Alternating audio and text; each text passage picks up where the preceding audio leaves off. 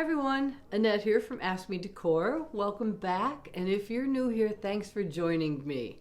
Today's video includes decorating my dining room. This dining room is going to get ready for spring and Easter at the same time. So what I want to show you is an Easter tablescape. How I would set the table for my Easter Sunday meal. That's going to happen right here. But before we go any further, I have something awesome to show you. Did you ever have a purchase in your head that you really wished you would have? That's what was going on in my head. I wished that I had this beautiful, matching, very well made white set of dishes. I thought one of these days I'm gonna find this amazing set of dishes that has some kind of an interesting pattern, and it's going to replace everything I already own. We built this house in 1995, and I have been, every once in a while, oh, look at these dishes. Oh, look at those dishes. I would do that like all the time and never really came across something I was really happy with and totally fit the bill of what I was dreaming about in my head until a couple weeks ago.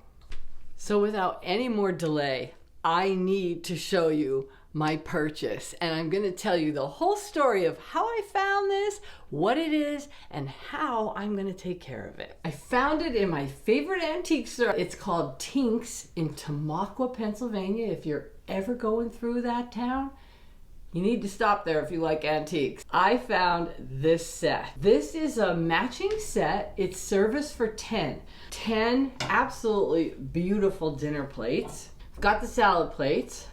It came with a gravy boat with its matching service tray, and also a butter dish.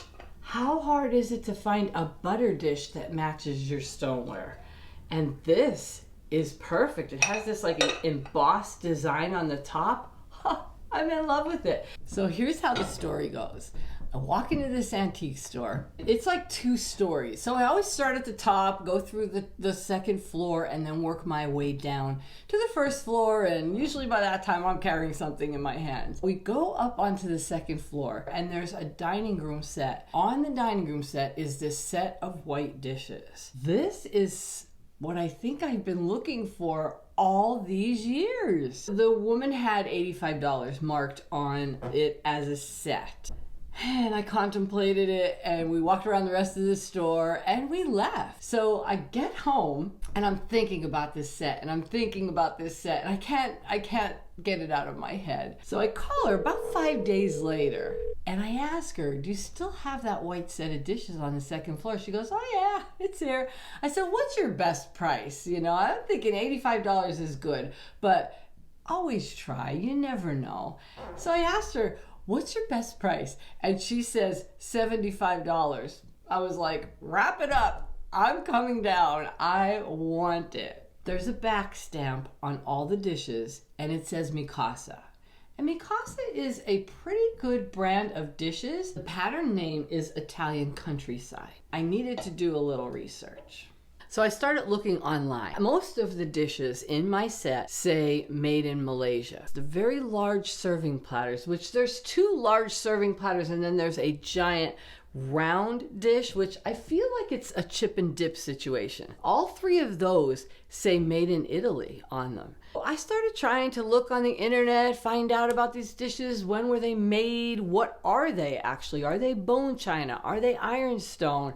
What are they actually? And how do I care for them? What did I get here? And did I make a good deal paying $75 for them? I wasn't having a lot of luck. So I go on the Mikasa website. There's a phone number. I call them, and I got this very knowledgeable woman. And she tells me that my set is considered rare if in good shape. The things that are made in Italy were all made before 1994. The things that were made in Malaysia were made between 1994 and 2008. So she told me that my set is actually stoneware. It is pretty durable. it can be used as everyday dishes, which is exactly what I intend to do with it. She gave me some very good tips on how to care for these dishes. If you've ever bought white dishes, you know that you can get marks from the silverware, the flatware that you're using. You can get these gray streaky lines on your plates. If you have a glaze on your plates and that glaze is rough, under a microscope you can see how rough the glaze actually is. Take your flatware and you're dragging it across this rough glaze, and it's actually wearing some of the silver or the metal off of the flatware, is being left behind on your glaze. And that's what these marks are. She also told me it depends on your flatware too. A higher grade flatware will not leave as many marks. So it depends on what kind of glaze you have on your dishes, and it depends on your flatware. I do have some white dishes that have those marks on. I went through all these dishes. I can't really see a lot of marks. This set is in very good condition. The woman at Mikasa told me I made a very good purchase.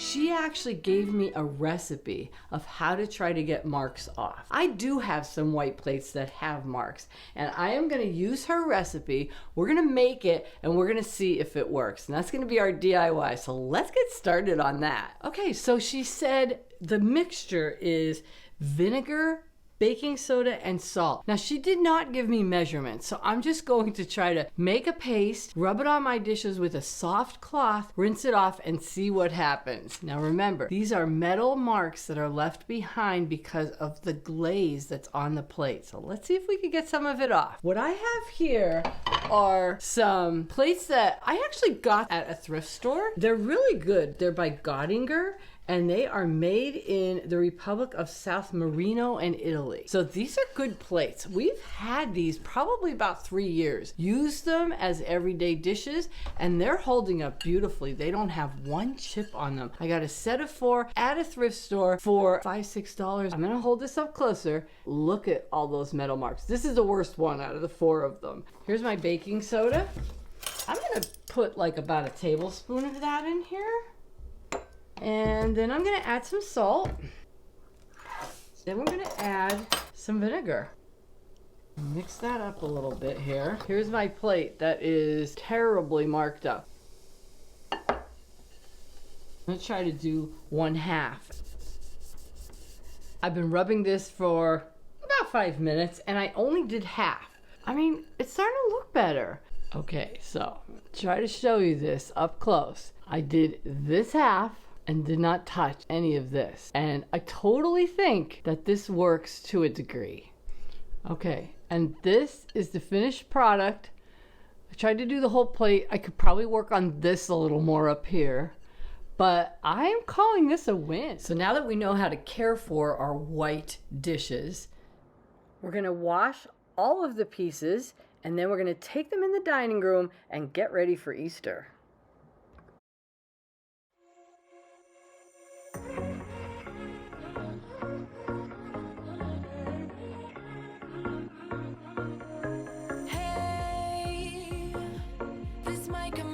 Total madness, but just wait.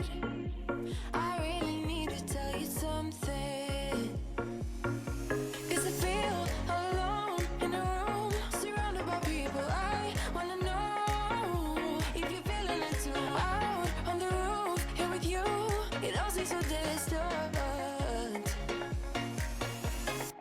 With you,